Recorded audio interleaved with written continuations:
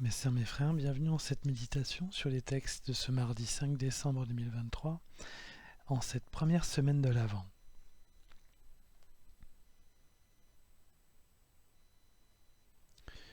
La foi nous montre le chemin vers la justice et la paix.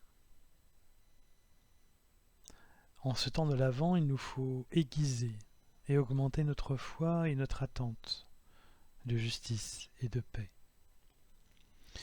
Le prophète Isaïe parle d'un rejeton de l'arbre de Jessé dans le texte du jour, père du roi David. Il parle bien de l'arbre de Jessé et non pas de celui de David, car le prophète a bien en tête que le Messie sera un nouveau roi David.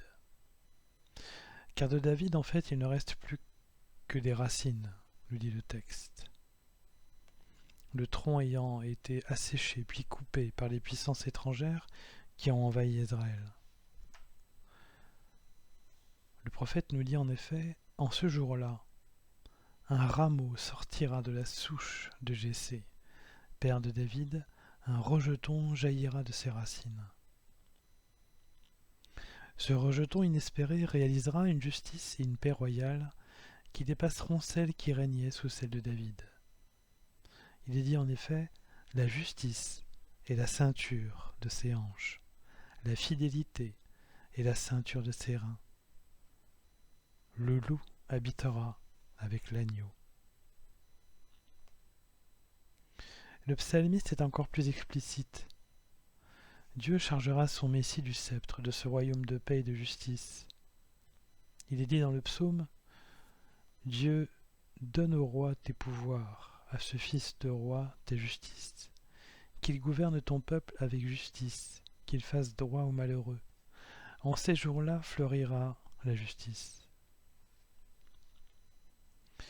On n'imagine pas l'état de désespoir et d'angoisse dans lequel était tombé le peuple d'Israël quant à la question d'être sauvé, tant la magnificence ancienne d'Israël n'était plus qu'un lointain souvenir, et tant la loi était devenue d'une application complexe et affaire de spécialistes.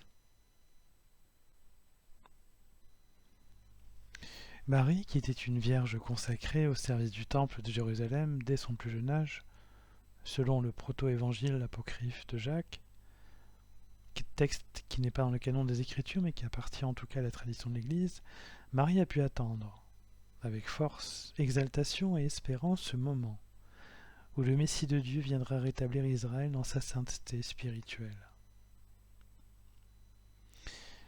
Soyons comme Marie et comme tout ce peuple qui attendait tant le Messie. Faisons avec confiance une place dans notre cœur au Messie. Sachons attendre celui qui sauve, c'est-à-dire Yeshua, Jésus, avec foi. Ayons cette attitude qu'ont en commun tous les enfants, celle de n'avoir le choix que de faire confiance et de s'en remettre à ceux qui sont pour eux des référents et des modèles. C'est ce que nous enseigne Jésus lui-même dans l'évangile de ce jour lorsqu'il est dit « Jésus exulta de joie sous l'action de l'Esprit Saint et il dit « Père, Seigneur du ciel et de la terre, je proclame ta louange. Ce que tu as caché aux sages et aux savants, tu l'as révélé aux tout petits. » Alors mes sœurs, mes frères, dans cette attente de notre Seigneur et Sauveur Jésus-Christ, nouveau David, qui fera régner la paix et la justice pour toujours, sachons avoir d'emblée confiance. Nous qui n'avons rien, comme les enfants. Avouons que nous n'avons rien de solide dans nos vies si précaires et si incertaines, sinon la foi solide et inouïe en le Messie de Dieu. Que Marie soit notre exemple de confiance absolue en Dieu et d'écoute de sa parole, pour que notre destin soit changé et que toute notre vie soit magnifiée pour rendre gloire et témoignage de notre Dieu en Jésus-Christ, notre seul Seigneur et notre seul Sauveur.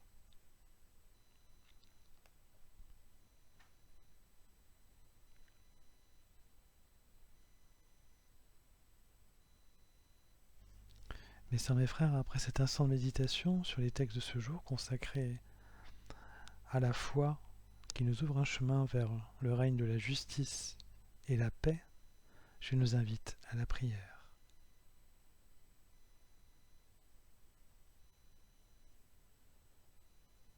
Ô Père éternel, aide-nous à attendre le Messie dans notre cœur, à aiguiser notre foi en un royaume de justice et de paix. Rien n'est plus beau comme espérance que ce royaume et que ce roi dont nous sommes les sujets. Servir ton roi de justice et construire avec lui la paix, qu'est-ce donc sinon être comme ta fidèle servante Marie? Amen.